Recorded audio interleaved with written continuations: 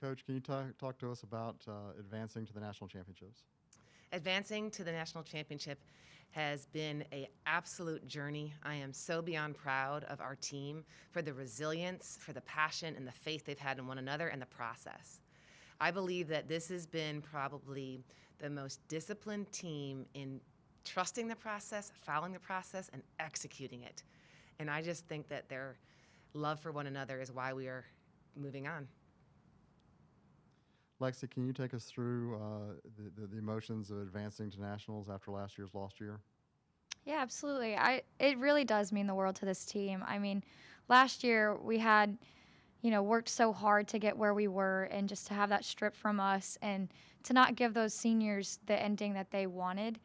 It was really hard for us and every other team, and so it really does just add that much more purpose to every routine that you do, because you really never do know when it's going to be your last one. And so we really just are excited to get back out there and finish what last year's seniors had led us into, and to show off the discipline and the sacrifice we put into this year and show how resilient we are. Luisa, your team enjoyed a pretty nice regional weekend, advancing to the national championships. What's the feeling on the team right now? I think it's just gratitude. We go into every routine in the gym, with a bigger purpose. We say it to each other before we go, and I think, we demonstrate that through every meet. We stay in our moment, and I couldn't be more proud of my girls. They really have put in the work, and it's really nice to see that we're getting rewarded, and we get the chance to show off what we've been working on at the national championship, and that's just such an honor. All right, we're going to go ahead and start with questions for the student athletes, and then once those have been exhausted, we will move on to Coach Duckworth. Questions for the student athletes. Please raise your hands using the raise hand feature. We'll start with Katie. For both gymnasts, I've kind of talked about it a little bit at different points throughout the year, but what has the Women on Fire phrase meant to you personally, and then just how have you seen the team embody it to get to this point, to get to nationals? I think personally, when we were coming up with that little mantra, we just see that this team is just such strong and powerful individuals, and we wanted to show that to the world, and we wanted a way to light the fire in the team and give us that much more of a purpose. And so I've seen these girls light the fire in every practice and in every competition, and so I couldn't be more proud, and I think it's just very fitting for this group of women.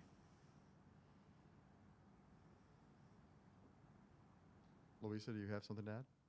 Oh, yeah, of course. Women on Fire just means that we go out there and we give it everything we have, and we just fuel off of each other. And that energy that we create, it's something so special. And I think the seniors just, hit it right on the dot. We are Women on Fire, and we bring everything we have to every meet. And I couldn't be more proud to be a part of something so special. Drew Carter, go ahead. Hey guys, congrats on all the success. For Luisa, you have especially been on fire lately, and congrats on the award you got yesterday. What's the secret been over the past couple weeks at SECs and then in the regionals? How have you been so good lately? I don't think it's a secret. I think it's just, it's the reps, it's the numbers. It's honestly, before I go on to the event, it's either Dana talking to me or just making eye contact with my teammates. They keep me so grounded in everything I do, and it's just gymnastics at the end of the day. And, we do this every day. It's just another routine. So I wouldn't say it's a secret. I just lean back to my teammates in everything I do. And, it's worked out so far. So I think I'm going to stick to it. She's just that good. All right, Mikey, go ahead. Yeah, this is going to be for both of you. In your draw, you go up against an Oklahoma team and an LSU team that you faced previously. And I know you talk about we don't want to dwell on the past, but are you going to be looking back for your previous meets against them to find out what you did right, what to improve on, things like that as we head into NCAAs?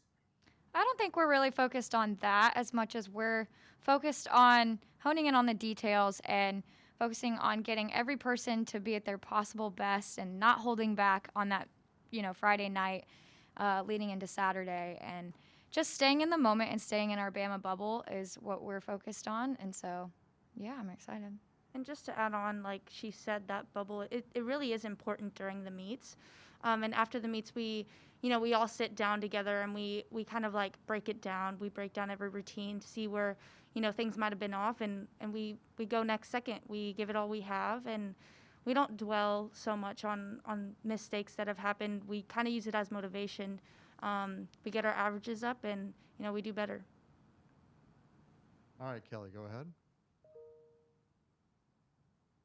Hi there. This is Callie from College Gym News, and I want to know what the team has done differently this year with COVID. The team dipped a little bit in like 2018, and now you're way up there at sixth. Do you think as a team you bonded a little bit more, or just, preseason, what did you do differently to have so much more success this year? I think on this team, everyone is just 100% bought into the process, to the coaching, to all the sacrifices we have to make due to COVID. And I think, it has brought us closer together because, having that Bama bubble and we're all each other have, I think it has brought us closer and created more of a bond. But I really think it's just the discipline this team has showed and the sacrifices we have made. And we just know that we're going through this hard time together. And I think it just makes us that much better and that much stronger. Kelly, I would add this from a coaching perspective. We have changed up some of our processes. I would say the way that we start every single practice in the last 2 to 3 years is quite a bit different than when we started a few years ago. So I believe that everything we have done in the fall has prepared our young women to be at their very best to handle 2 days in a row. I think that what we've done and what they have been diligent about in the attention to detail, to the small things, the shaping, the stuck landings, all those things, I think it's been a culmination over the last couple years of adding up to this success. But that this particular year, I think because we are so grateful because of what we lost last year, is that the motivation is very easy to find because you are so grateful that you get this opportunity. And I think from a training perspective, we have seen that in the gym more so than any other team in the past. So I think that has really been a big piece of why this particular team has had such success. Caroline, go ahead. Hey there. This is for Alabama Alumni Magazine, so it's kind of a little bit different than all the other questions. But so overall, the athletics department has just had a terrific year just from every standpoint. Can you talk a little bit about what it's like to be a part of this year? I think that it's obviously an amazing blessing, and I've never been more grateful to be at a university. I think, it's kind of like a momentum. One team does it, and you're like, oh man, we want to be that team too, and it kind of motivates you to push to be that team as well. But at the same time, we're just focused on doing what we're doing and having fun and staying in the moment. So it's been a fun ride. I think something important too was, NATO. It's that championship school. It's become something like so iconic, and it just fuels the fire even more. We have such amazing resources here at the university that, we have everything that it takes to become one of those championship teams, and it's just fueled our fire even more. And I'm so proud to be a part of this university and, everything that they do for us. Being an alumni myself, I can tell you that the alumni that have texted and called and emailed have never been more proud of watching the resilience of a group of young women. One, they've all been through it, but two, they can't even believe how competitive gymnastics has become to this day based on where we've come over the last, 10 years. So it's a great deal of pride, I believe, that these women, all of our women have, to wear that script A on their chest, to do something bigger than themselves and to represent this amazing institution. And the fact that we are a championship school, that is what we strive for year after year. And the goal of being on the floor the final night of the national championship will never change for this program. All right, Drew, go ahead. Hey, Luisa, I got one more for you here. So being from Dallas, competing in Fort Worth for the championships, how cool do you think that's going to be? And have you ever competed in Dickey's Arena before? I actually have not competed in Dickies. I'm think it's a new arena, so it should be really exciting. But competing on podium is just such a different experience. It makes you, it's all the equipment is just so bouncy, and it just makes you feel so cool. So I'm so excited to go and compete at the national championship, especially because it's in Fort Worth, and I have a lot of friends and family coming, so it'll be great to see them, even if it is from afar, because we do have to follow our COVID protocols. But just so blessed and so grateful to go back home. All right, we're going to go to Katie, and then we'll have time for one more question for the student athletes. This question's for Lexi. Alabama hasn't been to the Nationals since your freshman year because last year was COVID, and then the previous year is the first year that it changed the different format. So what do you remember about that experience the first time at Nationals, and then how excited are you as a senior leader to get to take this team there this year? Like you said, I was a freshman, so that was a long time ago. So I just remember having so much fun and not even worrying about the outcome. And so I'm just excited to get back out there and actually know kind of what's going on and to be back out there and staying in the moment again and being with this team. All right, anything else for the student athletes? All right, thank you, ladies. Appreciate your time. Thanks, girls. Thank you. Thank you. And as soon as they clear the podium, we're going to let Coach Duckworth take our mask off. Thank you. I can breathe. All right, now questions for Coach Duckworth. Katie, go ahead. Just first, Dana, how are you feeling about your team injury-wise heading into Nationals, knowing you still have an extra week that you can maybe rest some people or get treatment that they need? I'm feeling appreciative that we are training this, last 6 days. And what's wonderful is Lexi's getting a little healthier, Maddie's getting a little healthier. And it's interesting, I reminded them the other day, I said, think about this.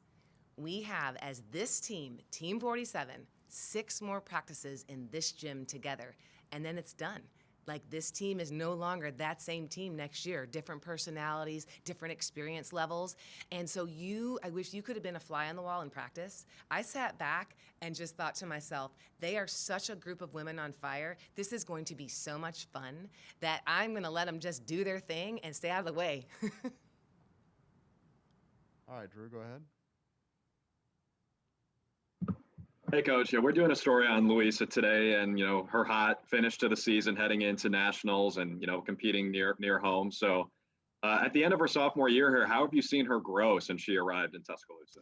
I think the biggest growth for Luisa has been her confidence in who she is as a person. I think that when you look at one of the foundations of our program, it's about the whole person, and she shows humility. She is so competitive with herself. I mean, this is a young woman that if I said stick 5 and it took her 12, she's not going to stop until she does it. And she's very humble. She says, oh, I look at my team and I do what I do, and she does. It's such a magical moment. But if you saw her intensity in the gym, she will not settle. And so I think what I've seen the most is her confidence, but I also see that she loves the sport again. And she has shared with me many times, Coach, thank you so much for helping me find the love for this sport. Obviously, she's exquisite. She is absolutely stunning to watch. As a matter of fact, no matter who you're rooting for, you can't keep your eyes off of Luisa because she is just that beautiful. But she's as beautiful inside as she is on the outside performing. All right, Kelly, go ahead. Hi there. I wanted to touch on how you used a little bit of adversity in the past as a motivation for your team. Well, I think, that's life. That, life is going to throw us curveballs. And life, I tell the ladies all the time, it isn't fair. Rule number 1 and rule number 2, you can't change rule number 1. All you can control is how you respond to it. And, I think when you can win in the face of adversity, you are developing champions. Champions in the classroom with, difficulty with school and having to get tutors and working extra hard. Difficulties with overcoming injury. Difficulties with just life in general. So I believe that has really translated into every aspect of their life. The other piece as a leader is that you want to lead by example. And so, you show humility. You praise their things that need to be and reward those things that you want to see repeated. And so I think that you use how you overcome adversity as a gift and an opportunity to always be growing, to always be learning, and to always be becoming a better version of yourself. All right, Katie, go ahead. Coach, this is the first time you've taken your team to nationals since the format changed from Super Six to, I don't know what this is called. But what kind of opportunities and challenges does this new format present to you as a coach? I think you have to just focus on what you can control, Katie. I don't think you can look at this at any different than another day at the office, right? Because if our girls do what they do every day, and they hone in on controlling what they can control, and the enthusiasm and the attitude and the hard work that they have put in, and just trust their training and trust themselves, then as we've talked about a lot, the outcomes take care of themselves. We had Coach Saban speak to the team yesterday, and he says, outcomes are a distraction. You have to focus on what you can control and do today. And I think we've lived that this season. And so even though this format is about the top 2 teams qualify from day 1 into the finals, is that you have to focus on what you can do. And, we don't have offense and defense in gymnastics. And so I think that that's the key. This team can believe in themselves, they can be present in the moment, and they can do what they do every day. And if we do that, I believe we will advance. But that's the job we have to do on Friday evening. And it is called the NCAA Finals. And the first day is called the NCAA Prelims. But I get you. It's like, why isn't it the Elite Eight and the Final Four? Well, that's copywritten from basketball, so we have to use other terms. All right, I don't see any other hands. Anybody else? Oh, wait. Surprisingly enough, Katie Windham's got her hand back up, but we'll start with Kelly. I wanted to touch on, I wanted to touch on what you did differently last year. You did talk about COVID. I wanted to know about Adams coming in. I know you've had a lot more success this year, and you talked about details and focusing on small things, but I wanted to know if the new freshmen and some people coming back from injury has helped the team also.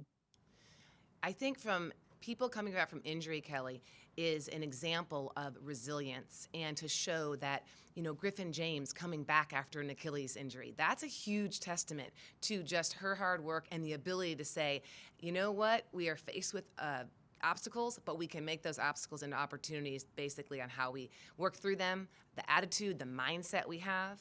I believe that having an athlete like Luisa on our program actually raises the bar. And what I mean by that is you have somebody that's capable of scoring a 10.0 on 4 events. And we need all 5 other athletes that are in that lineup wanting to do the same thing and have the ability to do that. So when you look at the athleticism of Shania and Makari and Maddie and our underclassmen, and you see how talented they are, it's exciting that they have incredible role models to be able to look up to right now in the upperclassmen. Lexi Graber, literally the toughest person I know. Alonza Cloffer, basically she's very process oriented. So if you could see the way she does her mental choreography every single day in practice, those examples are such a great rock for our underclassmen. And the incoming freshmen we have next year are dynamite. And so the future looks bright, very bright. So I think it's a compilation of the fact that we have incredible senior leadership buying into the details and the conditioning that we're doing. And with my assistant coaches, Ryan and Bill, they are tremendous with the process and building the progressions that we need to. And so we have a beautiful combination of staff that are all on the same mission, and we all have different strengths. So I believe that you're seeing that really kind of come out of your athletes. The other piece I would add, we talk about a lot of things in building a team. You know, we use the John Wooden Pyramid of Success. We use some things with sports psychology with our girls and mental choreography and mental imagery and vision, you know, just a lot of those types of things. When you start to hear your athletes speak the language that the coaches are using every day, you recognize that what we're doing is working because the results do take care of themselves when they trust what's being taught. And I think that that's a big piece of the whole big picture. Does that answer your question? Okay. Okay, before we close out with Katie, Mikey, Tess, any questions? Okay. Katie, you had the first question, now you get the last question. I think Caroline has a question. Just Yeah, sorry. I have Oh, no, one go ahead. extra question, if Go that's ahead. okay. Dana, so obviously last season was cut short and pandemic happened, and it was a time of growth. Now, this article is talking about all the sports and how they grew over this past year. What can you say about your team? Oh, I think that the Zoom technology honestly allowed this team to get closer than we ever had before. You know, when you sit in person in a meeting, not everybody always speaks up. But when you're on a Zoom call and you tell everybody, we want to hear from everybody, everyone's going to take a turn, and all of a sudden the screen is on them. I think there was a great deal of confidence and personal growth out of every young woman because they were forced to have to use their voice and share experiences. And the other piece that I have to say is that Alabama was on top of mental health. When I tell you the resources that we were given, you know, everybody struggled during COVID. You know, who are we and what are we doing and how do we overcome all these things of staying in our home but yet staying fit, you know, staying in our bubble yet needing to be, you know, around other people. I believe that we are creatures of wanting communion with other people. And so we use technology. And I believe that that personal growth then, when we all were together, just allowed you to have a level of gratitude to a whole nother level.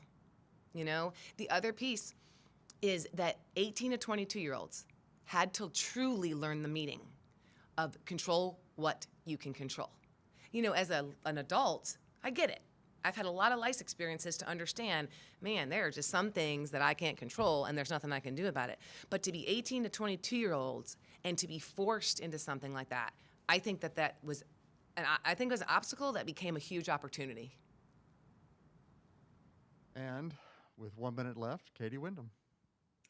just to quickly close out with this, how have you seen Women on Fire played out in this team from when it was chosen in preseason to regular season to SECs to now? Top to bottom, confidence. I mean, that is the word that I will describe with Women on Fire. They have been resilient, they have been accountable to one another, and they aren't afraid to truly hold each other to another level. And my goal for this weekend is that we literally enjoy every moment, no matter what it looks like, no matter what is, brought in front of us, that our women will stay in that Bama bubble, they will love one another, and they will put it all out there and not hold back for a second. And I think that Women on Fire is just a compilation of all of it, and I just hope that we spark it at the beginning and it turns into a huge bonfire all the way to Saturday night. Thank you, everybody. We appreciate your time. Thanks, everybody. Roll Tide.